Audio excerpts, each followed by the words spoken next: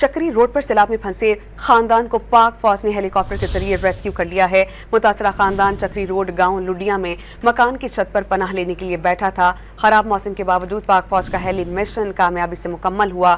शदीद सैलाब में घिरे तीनों अफराद की जिंदगियां बचा ली गई हैं। आप मनाजिर देख सकते हैं डॉन न्यूज़ की स्क्रीन पर कि हालिया जो मौसमी सूरत हाल बनी है उसके बाद सैलाबी सूरत हाल है। बारिशें बहुत ज़्यादा हो रही हैं और पानी इस कदर ज़्यादा है कि सैलाबी सूरत हाल है और बहुत से लोग अपने घरों में फंस गए थे, जिनको रेस्क्यू करने का अमल इस वक्त जारी है। आप मनाजिर देख सकते हैं कि पाक फौज के जवान हेलीकॉप्टर्स के जरिए लोगों को रेस्क्यू कर रहे हैं। ये मुतासरा खानदान चक्री रोड गांव लुडिया का है जो मकान की छत पर पनाह लेने पर मजबूर था। खराब मौसम के बावजूद पाक फौज का हेली मिशन कामयाबी से मुकम्मल हुआ। शदीद सैलाब में घिरे तीनों अफराद को रेस्क्यू कर लिया गया है। रावलपिंडी में चक्री रोड पर सैलाब में फंसा ये खानदान छत पर पनाह लेने पर मजबूर था।